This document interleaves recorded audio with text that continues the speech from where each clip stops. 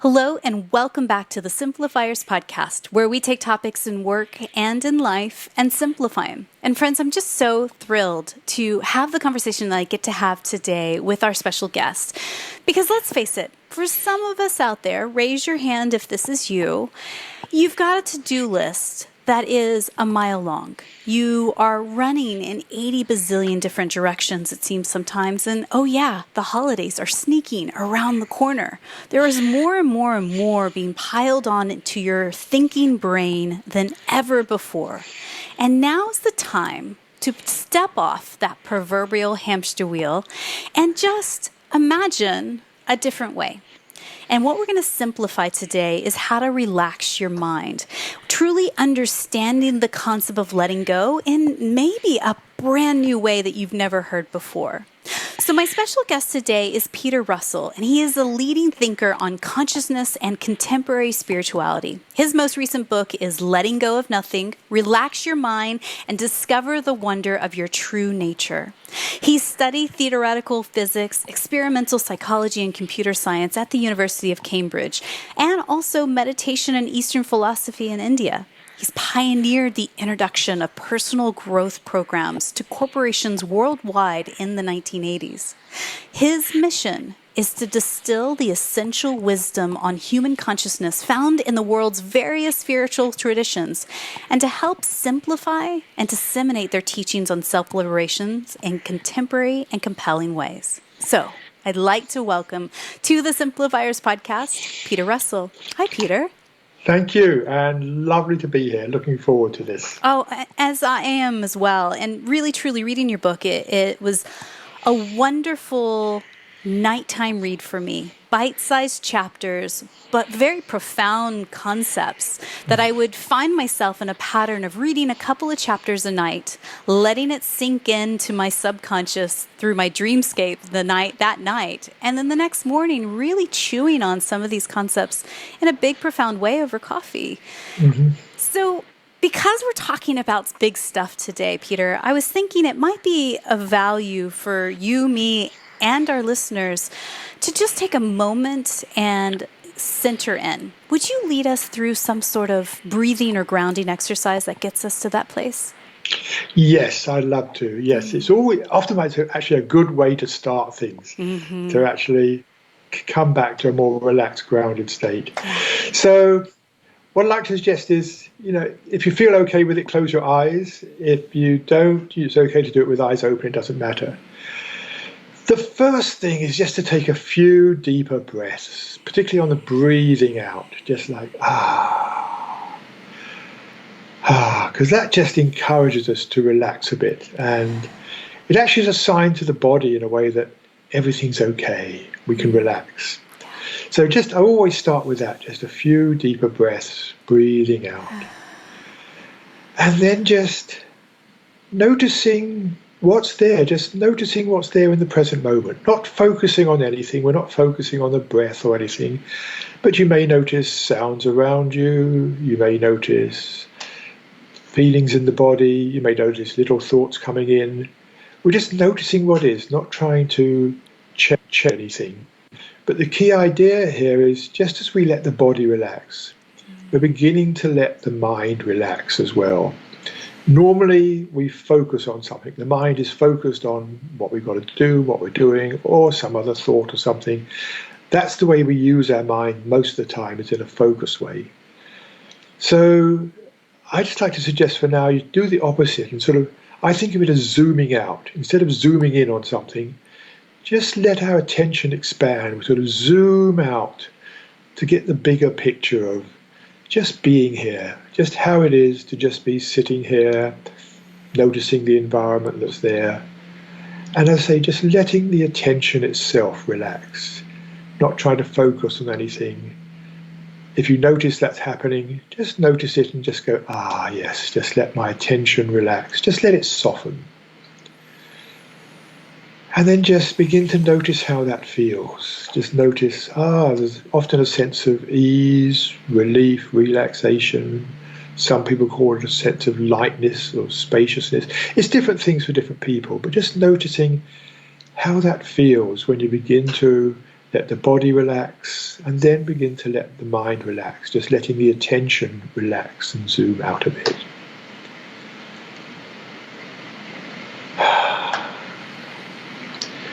And what you're going to notice from time to time is thoughts coming in. This is something that people often say, oh, I can't meditate, I'm always thinking. Thoughts are going to come in. It's natural. Ask the most experienced meditator, they'll say thoughts come in. But the thing is here, we don't try to stop thoughts. We don't try to beat them or see them as the enemy or anything like that.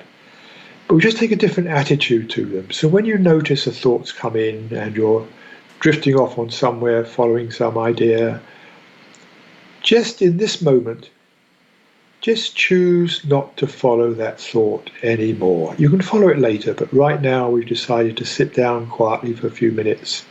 There's no need to be doing anything or worrying about anything. So when you notice a thought coming in, just make that choice. I'm not going to follow you anymore. Just let it go. And when you do, what you'll notice is the present begins to reveal itself again. It's like, oh yes, here I am. Here I am sitting on the chair and, oh, there's that bird song outside again, whatever it is, or just the sound of the air conditioning or something. And this really is the basic practice that I encourage people to do, is just not following the thought and just don't even try to come back to the present. The present is there. The thoughts are always taking us out of the present. So we just let the mind relax, come back to just noticing what is there in the present, not focusing on anything, just this expanded awareness of the present moment. We're not trying to get anywhere, have anything happen, anything like that. We don't need to do anything. It's almost for once we're not doing anything. We're just letting go of doing and just coming back to just simply being and just noticing your experience as it is.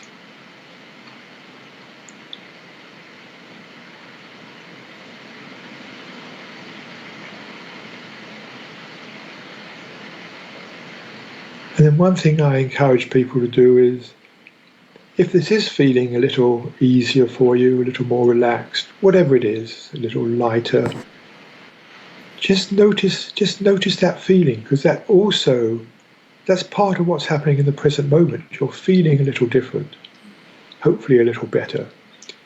And just include that in your awareness. It's easy to miss it. So just include that, just if you're noticing something of this nature, just savor it. I would say, sometimes I'd like to say to people, just soak in it. Just notice how this feels and enjoy it.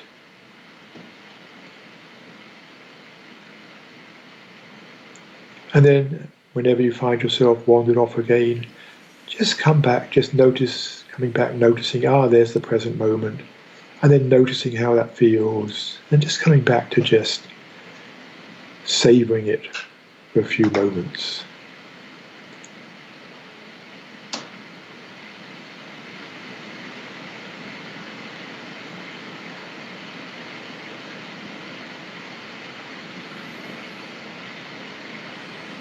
And let's just leave it there for now. It's a very basic practice. But also when we finish the practice, I suggest you don't rush out. I always suggest people first of all, just maybe flex your fingers or something, have a little movement. And then just open your eyes very gently, just maybe a little bit, if you've had your eyes closed, just allow a little bit of light to come in. So we don't sort of rush back into the world. If we just come back gently and slowly, then we bring some of that quality we've been tasting in the meditation. We begin to bring that with us into the world. So just in your own time, when you feel ready, just gently open your eyes and come back to being here together. And then we'll continue from there. Thank you for that. I feel much more grounded now after that. And isn't it such a lovely and gentle reminder that it doesn't have to be extravagant? Even simply 5 or 7 minutes of pausing, focusing on your breath, staying present really does change a lot. Yes, yes, yeah. And I encourage people to do this several times a day. We think of meditation, I've got to do my 20 minutes in the morning or 20 Right. minutes in the evening. It becomes a discipline, and then we feel guilty because I didn't do it. Right. This is something we can just do whenever it occurs to us. We can just let me just pause a minute, just pause and just be quiet, take a few deeper breaths, relax the attention. Yeah. So it's very simple. And there's no effort in it. We're not trying to get anywhere. So, there's many, many other practices of meditation. Some involve concentration, focusing the mind, repetitions of mantras and things.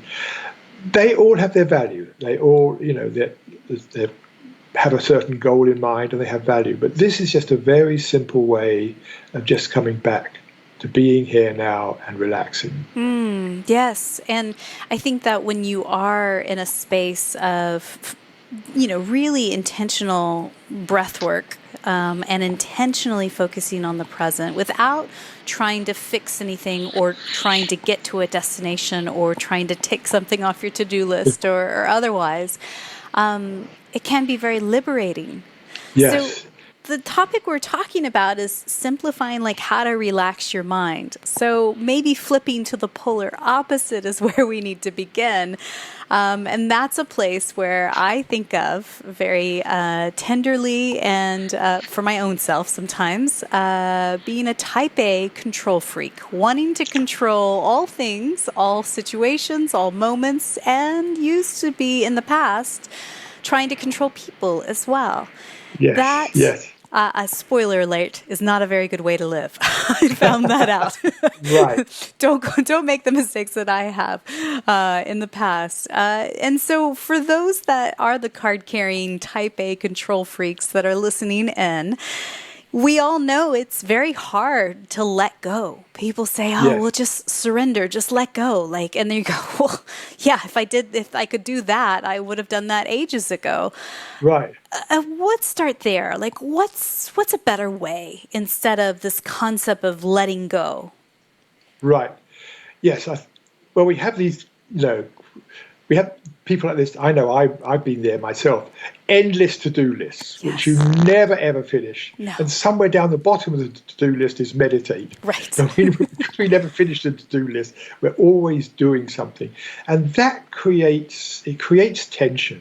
It creates tension in the body. It creates tension in the mind. Yeah. And so we end up in this sort of energized, tense state, which I think we all know is not good for us. Yeah. We know that tension is behind so much of where our bodies start malfunctioning in some way or another. Yeah. So just to see, it's valuable. There are things we have to do. Not to say we shouldn't be, have to-do lists and all that, but we get attached to them. And the attachment very much is, the essence of attachment is, if I don't do this, things aren't going to work out. I won't be happy. I won't survive. Bad things are going to happen to me.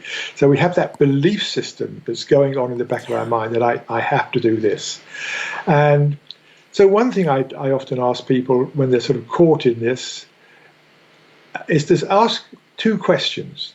And when they really feel I've got to do this, and yet in the back of their mind they're sort of beginning to question it, just to say, if I got this, whatever it is you want to get or do, would I really be happy? Yeah. And the answer is maybe for a moment, but probably not for a long time.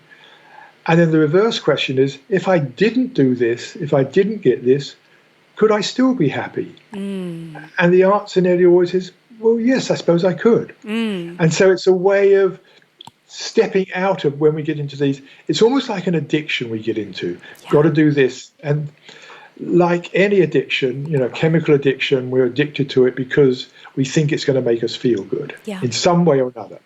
And then the effect wears off and we go for another fix, whatever it is. Right. And I think it's the same in our world. We have all these things, I've got to get this, got to do this, etc., etc.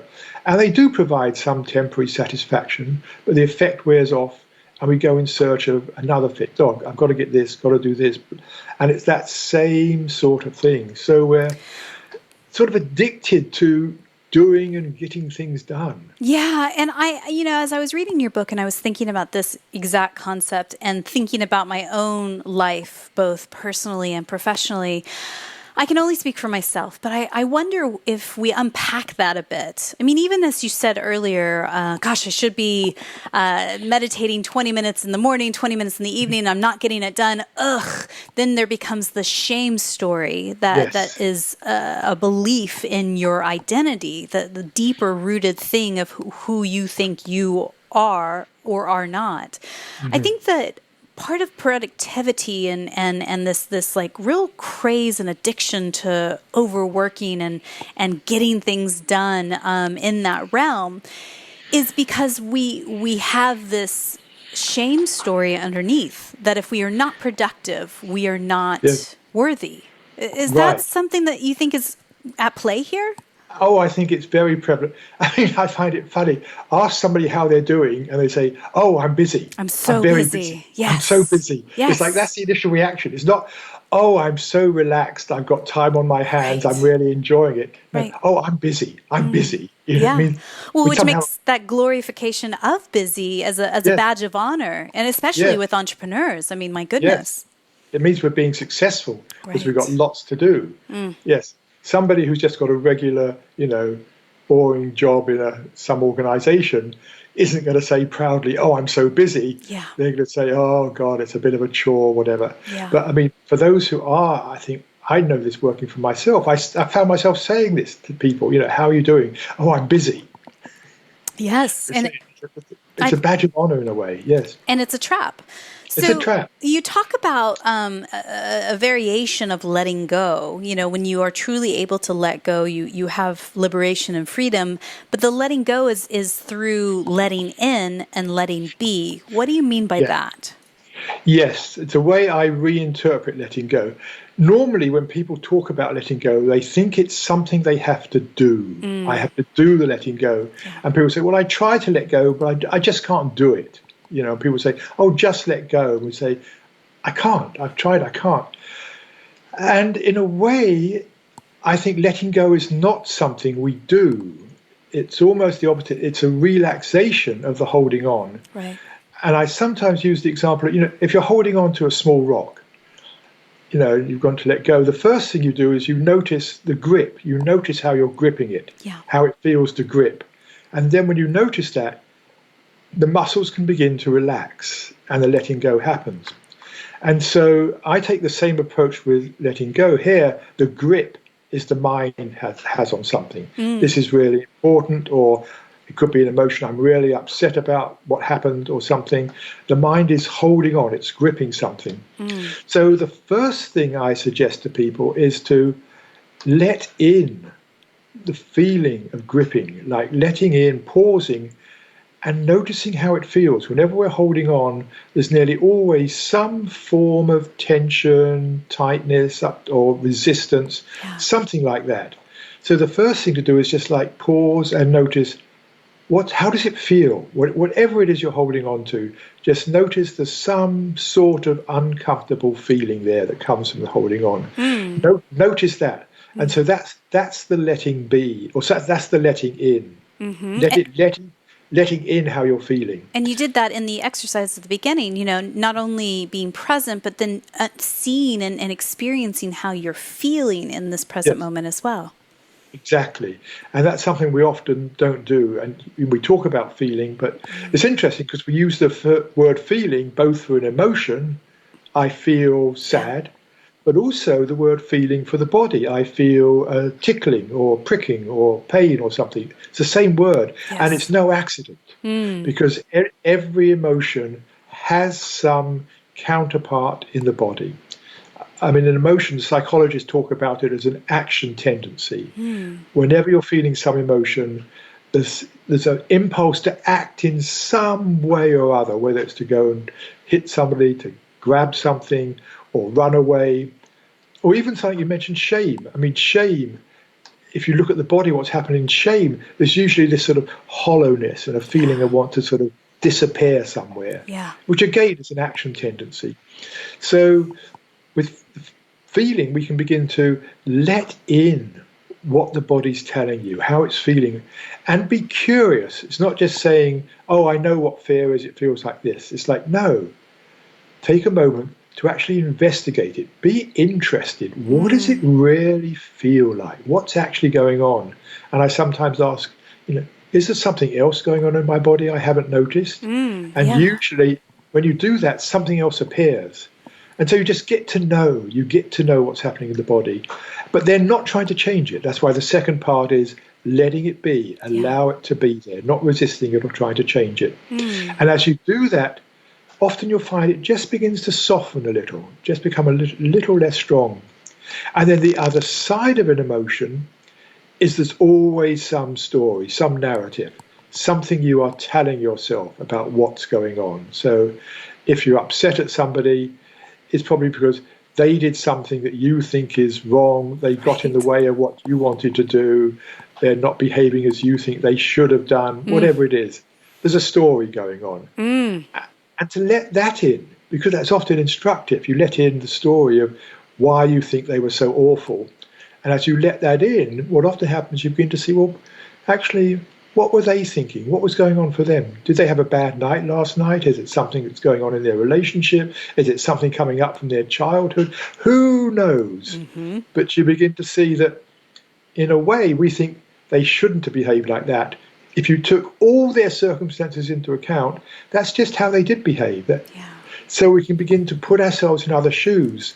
And so our personal story begins to lose some of its power. Yes, there may well be truth to it insofar as, yes, they did say something that was unpleasant or awkward or critical. There's truth in it. But then to let that soften. And it's the same thing with letting go of the rock. When you begin to just let the feeling soften a bit, let the story soften a bit, then the letting go begins to happen on its own. You don't have to do anything to let go. It's more you have to create the right sort of mental environment that allows the letting go to happen. Right. And what I hear in what you just said there, especially with letting be, is it requires a certain level of, I dare say, emotional intelligence, ability to empathize and have compassion for other people's points of view and beliefs as well, right? Yes, it does. Yes. This ability to put yourself in another person's shoes. Right. But then the letting in is about really, truly giving space and acknowledging what you're feeling in your body, in your emotions, in your being, your thinking brain, your heart, your soul, your intuition, all of that, right? Yes, that's the first bit, just letting it in. And that's something we don't do much. Right. Because we're so often we're resisting it. I mean, if you have an uncomfortable emotion, what we tend to do is we push it to the back of our mind. Sure. I don't want to feel the sadness, I'm going to start blobbing out in public. Or if I really felt this anger, I go and punch somebody. So, right. And it's so, there's a good social value in that. Sure. There's a good social value, and we're conditioned to do it. So we hold things in, or we push them out to the edge of our consciousness where they're not going to bother us. Right. So we think, but they still control us out there.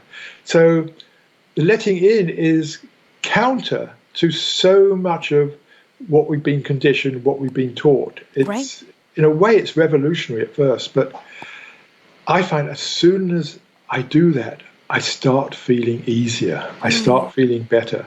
You think, if I let in, I had this once with sadness. And I was sitting and I thought, if I let in this sadness, it's just going to overwhelm me. Yeah. And it's going to be awful. And in fact, it was the opposite.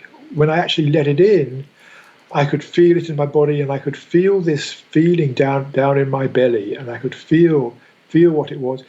And it wasn't overwhelming. It was almost the opposite. I could be with it. It was the resistance to it that was actually upsetting me. Right. And I feel like sadness, rage, anger, whatever those emotions are, there's no good or bad. I mean, they are part of your whole spirit, your whole experience of being a human being, right? Yeah.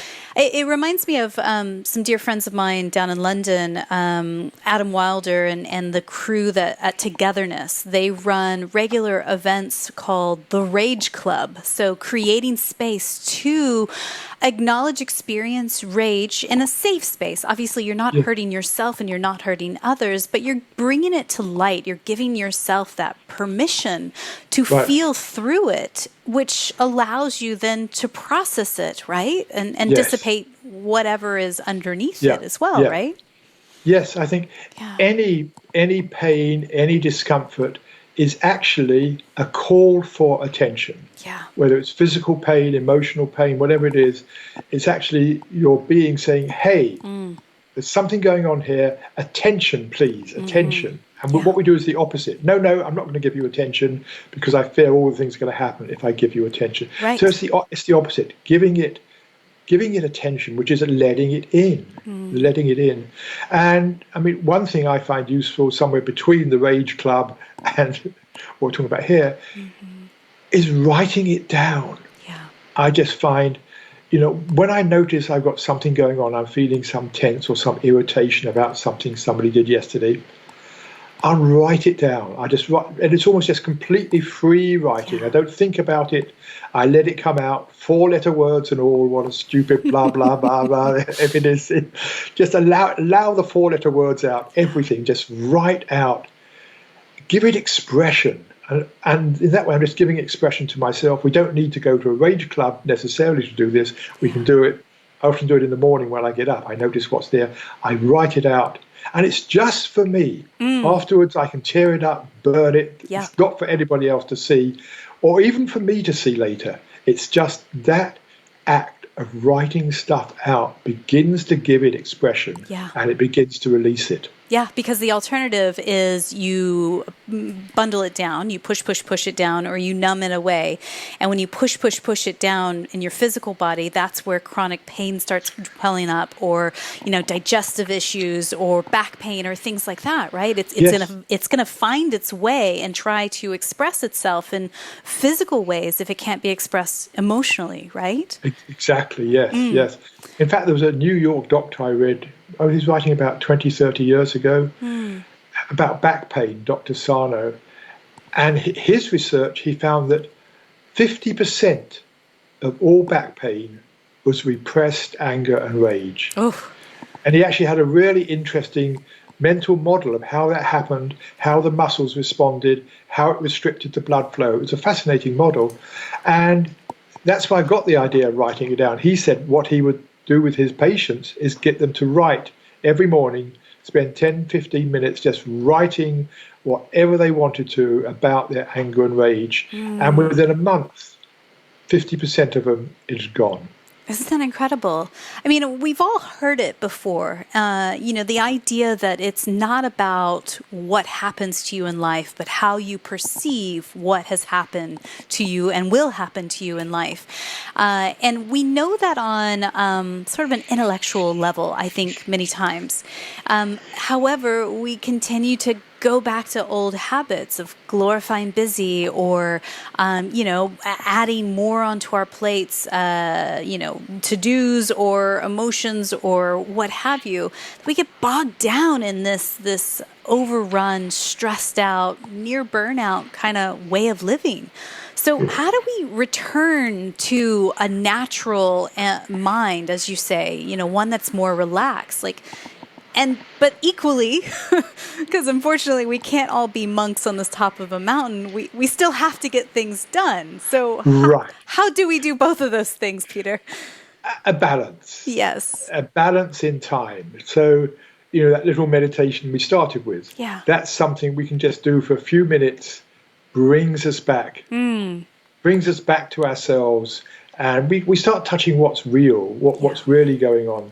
So we come back to ourselves. And then we go back out into activity and we lose it. We get wrapped up in it again. But the more times we can do that, and the more times that I find we can just savor the enjoyment of how that feels to do it, that becomes a reminder. It becomes like a motivation. I can be in the middle of something and it's like, yes, let me go back there, let me have that balance. And gradually it builds up. And what I do actually is I leave notes around the house, just saying pause, just P-A-U-S-E in big letters. And right now there's one on my staircase and there's one on my back door. So when I come up the stairs, I know, and I just stop. I just stop and say, okay. Let me just pause my thinking. What's going on? How am I feeling? Yeah. And often little things bubble up that were there just underneath just underneath consciousness, because they were obscured by all the thinking to do the busyness. They were obscured, and just pausing is just like, I come back to balance, and things fall into perspective better. Yes. It's back to that thing you were talking about earlier of zooming out. One of the things that I stumbled upon that's similar to this over the last couple of years is I would catch myself when I feel that anxiety kind of bubbling up, or even a full-blown panic attack of sorts. One of the things that I have learned over the last couple of years is that when you are in that moment about to fall down that rabbit hole of a panic attack or otherwise, it is quite profound to remember that in that moment, the world has not changed. Not one bit. The only thing that has actually changed is your heart rate has elevated and you actually having that panic attack in that moment. Right. Which I think is really interesting. And again, it's not a place of shame or like, how dare you, fall apart like that or anything like that. It's just a moment of going, hang on. I'm having this moment, I'm having a physical reaction to my perception of what's happening around me, and questioning, hey, is this real? Like, is it really a place where I'm getting chased by a Bengal tiger? Or is it something that is happening in my body as a reaction that may not be true?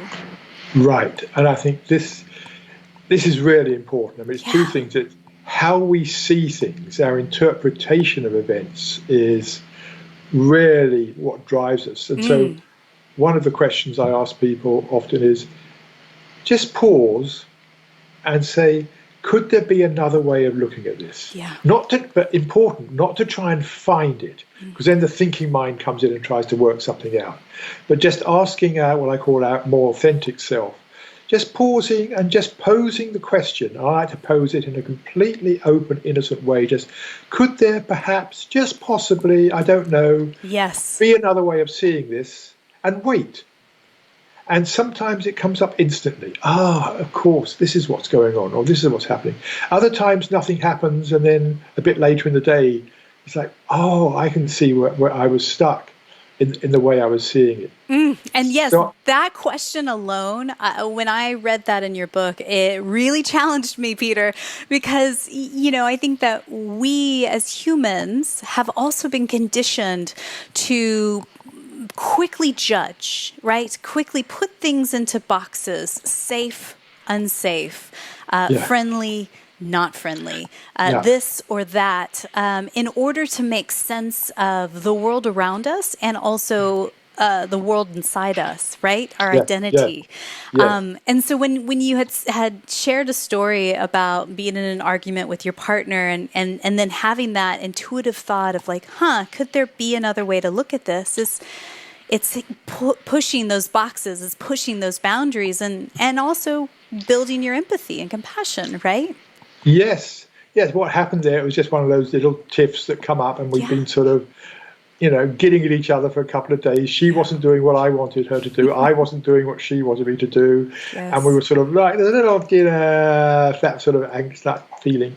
I just sat down and just explored and said, is there another way of seeing this? And what happened then, what was so amazing, it was instant. It wasn't like 5 minutes later. It was instant. My inner knowing just came blaring forth, and it just said, basically what I saw was, here's another human being with her stuff, having to deal with me and my stuff, navigating her way through the world, and just like, of course, that's what it is. And instantly love returned. There was compassion, there was love, and I realized we'd been out of love for a couple of days. The love returned, And then I felt at ease. It's like, I was just screwing myself up about what was happening and how she was wrong. I was screwing myself up over the way I saw it, just the way I was seeing it. And that shifted. And then, and I often find this, there was a sense of obviousness about it. Well, of course that's what's happening. Why hadn't I seen that before? And the reason I hadn't seen it before was I was so caught up in my position, what was right, how I was seeing things. I was so caught up in that the obvious truth was just hidden from me. Well, and that's what I felt was a new way that I hadn't really heard while reading your book. Is thinking about how story really shapes our identity. Story shapes our perception of the world around us, which to a certain extent, I suppose, can be a good thing. It keeps us from being in prison and making poor choices. It keeps us functioning in a first world country and society and culture. However, what I thought was interesting in the book, you talk about there's sort of two timelines going. There's the present timeline, and then there's the imagination timeline in our heads that is imagining what other people are thinking and how they're going to respond when I say this thing, and what the outcome will be like, what it will look like. We run scenarios in our head before they've even actually happened. Right, and may never happen. My goodness, it's exhausting. Yes, we're always creating, not necessarily problems, but challenges. How am I going to deal with this? Or planning something. We get wrapped up in planning.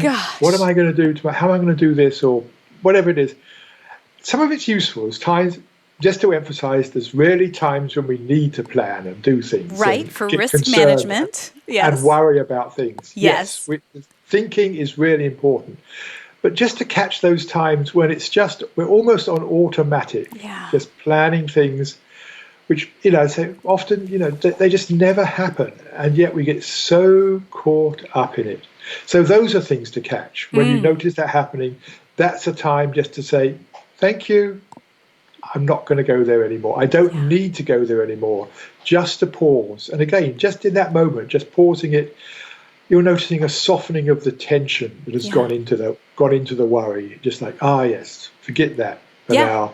Just come back. And when you nudge yourself back to the present, you intuitively will ask yourself, like, what is real? What is in front of me? What am I feeling? What am I experiencing? And to question some of those stories that are swirling in our head of future conversations that haven't even happened, and future outcomes that may never happen. Or even conversations in the past that should have happened. Oh, yes. Oh, I'm very good at that. Re-rehearsing and perfecting, those scenarios that we blundered in the past. Oh, yes. Blue ribbon over here. Which makes me kind of think about one of your chapters. And if you don't mind, I'd love to read from it. It comes from your chapter, Falling from Grace. Yes. It says, you say here, we did not fall from grace at some past point in time. We fall from grace every day, repeatedly falling from the grace of the present moment into the world of time. The common assumption that happiness comes from what we have or do leads to a near incessant mental chatter telling us what is going on, what we should think, and how we should respond. We might look back to the past. What went wrong? What could I have done better? Or we might reminisce about the good times we've had, wondering how we might recapture that happiness. And we worry about the future. Will it be the way we think it should be for us to be happy? What do we need? How can we get it? So I think a lot of times, and maybe just conditioning as a child, certainly as a child that grew up in the States and as an adult who lived overseas in England for a season, we believe that getting stuff and achieving stuff is how we will become happy, is how we will become relaxed. And I think as I get older, I realize that maybe that's not true. Right. My goodness. It's not completely true. I mean, there's some elements of truth to it, but we get so conditioned into it. But sorry, you were going to say something else. Yeah. Well, I just want to ask you a little bit deeper about falling from grace. How do we keep ourselves from falling into that second timeline of imagination and mental chatter, and actually get back to center on a more regular basis? Yeah. Well, obviously what we talk about is catching it when it happens, but often, that's hard because we're so caught in it, we don't realize it's happening.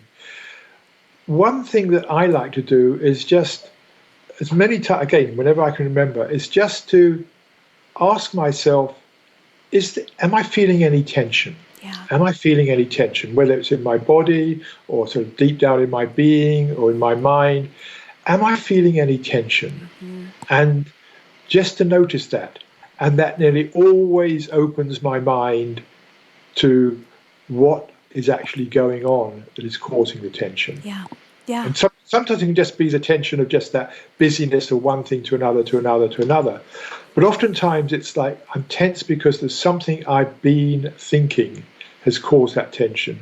So just asking myself that from time to time, whenever I remember, am I noticing any tension? Gives me a clue as to what's causing it. But also, as always, when we notice it, it begins to soften. It's this thing. If you don't notice something, it persists. It stays in place. If you can notice it, you're giving it the opportunity to begin to soften and dissolve. Right. What becomes a whisper at first becomes really shouting at you very loudly in your body or otherwise. That's why you hear of people devastatingly having heart attacks in their 30s and 40s, succumbing to very serious illnesses because they've shoved it down or not listened to the whisper, and then now it's taken over. Yeah. So I'd love for you to tell us a little bit about the parable of the rope from your book, and how that story specifically applies to our mind. Right. Well, the parable of the rope, just to say it very simply, is the story of somebody holding on to a rope, and they're holding on for dear life because they feel if they let go, it's going to be the end. And they look around and they see everybody else is holding on tightly. And then along comes this wise woman who says, actually, if you just raised one finger, just lifted one finger, you'd actually feel a lot better. You'd feel more at peace. You'd feel easier. And so the guy thinks, well, I could do that. So he takes his first initiation and lifts one finger and he's okay. He hasn't fallen. And so she says, but, there's even more. She said, if you would dare to lift a second finger, you could actually feel even better, even more at peace. Yeah. And he thinks, and then, he does it. He lifts his second finger, now just holding on by two fingers. And then it goes on, and she says, what about the third finger? I know you're feeling scared. I know it doesn't make sense, but, I promise you, if you just lift that third finger, you will feel even more joy and peace and happiness. He thinks this is ridiculous, but he knows he's got to do it, and so he musters up the courage and flexes his finger, and now he's just holding on by one little finger onto the rope, and he's thinking, I should have fallen long ago. And he begins to think, is there something wrong with holding on to the rope? Is there something wrong with it? And she says to him, I've gone as far as I can go with you. I can't go any further. This final step, you have to do yourself. Yeah. But she says, trust me, just trust me. And so he hangs on by one, and eventually he lets his little finger relax and let go of the rope, and nothing happens. And he realized nothing happens because he was standing on the ground. Yeah. And so the metaphor in this, the ground we're standing on is the ground of our own being, our own authentic self. That's always there. That's the ground of our being. And we're holding on because we think if we don't hold on, bad things are going to happen to us, or whatever it is, I won't get what I want. So we're holding on. And just the more you begin to release and relax that holding on, the better you feel. And then when you finally let go completely, it's just like, here I am. Nothing's changed. Yeah. Nothing's changed. But now I'm standing in my own being. And I hadn't realized that before, because I was thinking, it's the world out there of my ego, my personality, I've got to keep going. And when you finally let go, it's realizing, I've come home. I am here. Yeah. It's a coming home. I love that story so much. And, what a gentle reminder to all of us. Like what I heard and what you said there in your interpretation of it, a lot of times as business owners, we do look around to others like us and we go, oh, she's doing this, or, oh, he seems to be doing this. And if I'm not working this many hours per week or handling this many clients or traveling this much or whatever, then it's an if-then statement. Again, in that alternate imagination reality, that's not necessarily true. That to question our productivity, question our identity, and then come back to what you have proposed in this book of like truly releasing our thoughts, our feelings, our interpretations, beliefs, and expectations, then, could we look at it a different way? I mean, could you have a thriving, bountiful business that pays you what you deserve and desire and want and work 3 days a week? Could you potentially create a lifestyle that looks nothing like anybody else's, that actually is one where you are more present and joy-filled and whole? I mean, it really flips everything on its lid, Peter, when you open the chasm wide, because you go, oh, well, then the rule book has changed because the rule book doesn't exist. Right. I think so. In fact, I know people who've done that, and one of them's done it by just actually outsourcing a lot of work. Just through the internet today, we can outsource a lot of things which we think we got to do ourselves or have somebody in our employment to do. But you can outsource it. For, okay, $100 to do this or whatever it is. Yeah. So I think it's possible, and they're the wise people. I remember once years ago when I was doing corporate work, I was talking. This was to the senior board. It was actually, I can mention the company, it doesn't matter. The senior board of Shell in England. Yeah. And we were talking about this thing of busyness and time, etc. And I was sort of imagining him as a director of the company being so busy. And so I was talking about. He said, no. He said, anybody who hasn't got time to do other things is not a successful manager. I was thinking this is going to be the ultimate A-type, holding a whole, helping hold a whole big international corporation together. Yeah. And his attitude was no. We always have time to do other things, to make time. So that just struck me as it was a surprise from my mindset at the time.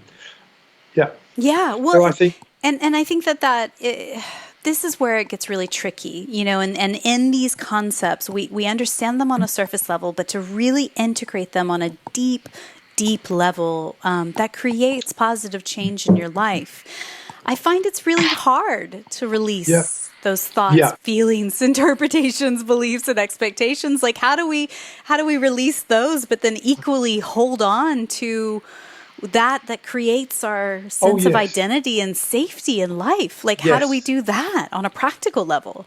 We got to have again, it comes back to balance. Yeah. One of the things that I've learned in my life over the years is be yourself. Be yourself. Follow your heart. Follow your own passion. And things are easier. I think what often happens, we can be following other people's expectations or conventions, whatever. Yeah. And that can just take more time and energy. So just one thing that can help in this is just being clear, what's your feeling?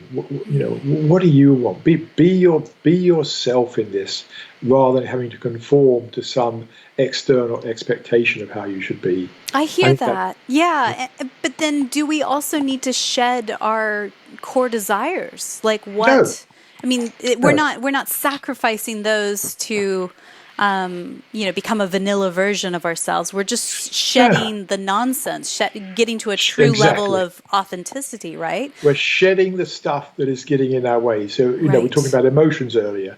If there's an emotion, some grievance about something that happened in the past, that's getting in the way. So that's something we may need to let go of. Or if there's some, story we're talking about what might possibly happen, but probably won't happen, that's something that's getting in our way. So let go of it. So I'm not talking about letting go of everything, Right. but letting go of those things we begin to recognize are actually stopping us being the effective person we can be, but also being a more at ease person as well.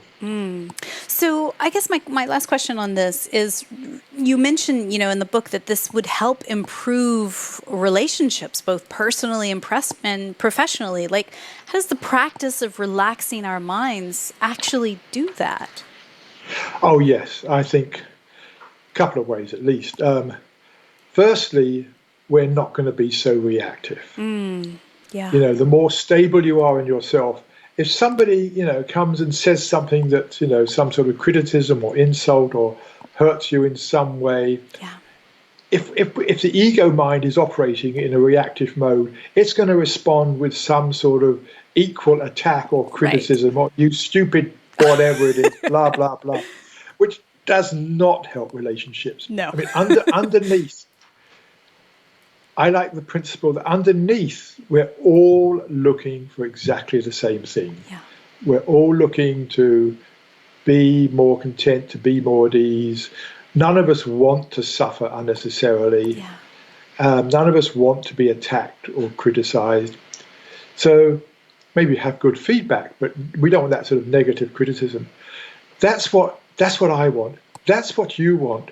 That's what everybody wants. Deep down, we all want the same thing. The ways we go about getting it may be different, but Sure. deep down we want the same thing.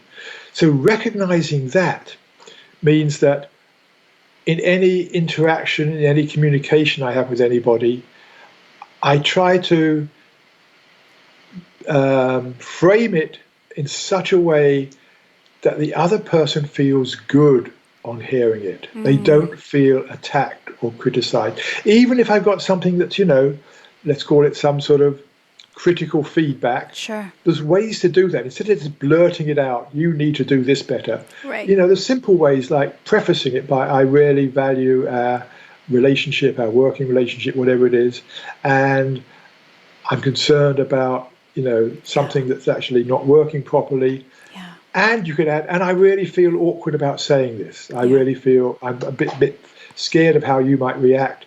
You come across as human, you're stating what is true. Yeah. And then when you say, but what I'd really hope you could do better is this, it comes across in a completely different way. So just coming from a more centered, authentic place can reduce that level of attack. Because what happens when two people start attacking each other, you just get into a vicious spiral. And it's a silly game, because the game is, when you analyze it, the game is, you're not loving me properly, you're not treating me right, therefore I'm going to withhold some love from you, I'm going to treat you badly so that you realize the error of your ways, of course, and treat me better. Right. And when two people are playing that game, it just goes the opposite way. Right. So that I found is, I call it the principle of kindness. It's really just thinking, how can I be kind? Whatever I'm saying to this person, how can I be kind? Which is, how can I have the intention that they feel good, they feel loved, they feel appreciated in this interaction. Right, because I think if you boil it all down, peel that onion back, way back, at the core of human nature is the desire to love and be loved, and to feel connected, to belong, right? Yes. And so what you say translates in the professional world as well, especially if you have a conflict with a coworker or a conflict with a client or otherwise. Yes, these are the things that is at the very, very essence and core. But I also want to clarify, because I think this is incredibly important. If you are in, say, an abusive relationship personally, and somebody is doing something to physical harm or otherwise, I mean, it is okay to have an expectation that no, that is not okay, right? We're not releasing our boundaries, for those kinds of toxic relationships to continue to occur. Correct? Yeah. Right. And these are much harder, but I would say I mean, some situations it may just be beyond redemption and you need to get Sure. out of that situation. Right. But where you feel there's some change could be possible and you want to communicate something, to again, apply the same principle. It's obviously there's something here that's very difficult. I'm not feeling happy. As you Yeah. probably know, this isn't working for me, and but again, doing it in a loving way because Yeah. they want to be loved, Right. and they want to be loved. So if you can do this in a way in which you're demonstrating love, perhaps putting your resentment and hatred on the back burner for a little while, Mm. and not let that influence it, but just come through in a way that you're respecting them, you're hoping they feel loved and appreciated in all this, and then as kindly as possible, stating what's going on for you, Yeah. what's not working, not straight off how you've got to change, but this isn't working for me. This is what it makes me feel. This is what's happening to me, and then maybe then the conversation can go on to how someone else might modify their behavior. But I think the Mm. first thing is just to express yourself. Again, Yeah. express what are you feeling. When you say this to me, I feel a tightening in my chest. I feel Yes. this. I feel I want to run away, or I feel I want to hit you. This is what I feel, and to share that, and sharing your feelings needn't be attacking if you Yeah. share it right. Like you're just taking responsibility. This is how I feel. It's just that simple, just a simple fact. Yeah. Letting the other person know, and that can begin to open up the conversation. Yes. Starts with you letting in, letting be, and then sparking that conversation to release the tension and dispel the fear and to move on. Yes. So, again, if this is intriguing to you and you want to go deeper, I highly recommend Peter's book. It's called Letting Go of Nothing. Relax your mind and discover the wonder of your true nature. You can find that at your local bookstop around the corner or online, any bookstores online as well. And I read the Eckhart Tolle edition. You've worked with him in the past, and what was that Yes. like? Um, Worked with him a bit. We've been good friends for many Yeah. years. It's an interesting little story. When his book, The Power of Now, first came out, he self-published it in Yes. Canada, and somebody gave me a copy. He was not known at all. Nobody Mm. knew him. And I read the book and I just thought, right on. And completely unsolicited, I wrote him a couple of paragraphs of praise, endorsement, saying what a wonderful book this was. Yes. Then a couple of years later, I wanted to meet him, got to meet him, and he said two things. One, he said, I was the first person to endorse his book. I was the first person to praise his book, which he said really stood out. But not only that, it was me, Peter Russell, who did it. And then he pointed me to his little bookcase above his mantelpiece. And he had about that, 2 foot of books or something on his mantelpiece. And he said, look there. He said, Timothy Eckhart said, you see those 2 books? These are the books I bought from England, he said, and 2 of those are your books. I bought 2 of your books from England. So he already knew of me and my writing, and Oh. then, I endorsed his.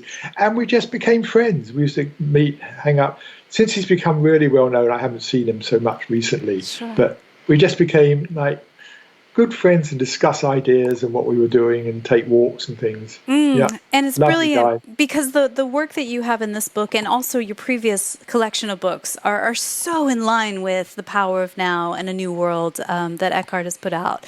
And so, again, if you are on that path of discovery and just understanding on a deeper level how your consciousness works, I highly recommend adding this to your library to chew on and sleep on and then thinking again throughout the day.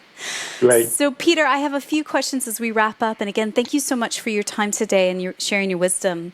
So, my first question is this. What's one book or blog that you're reading these days that's either inspiring you or poking holes and challenging your belief system?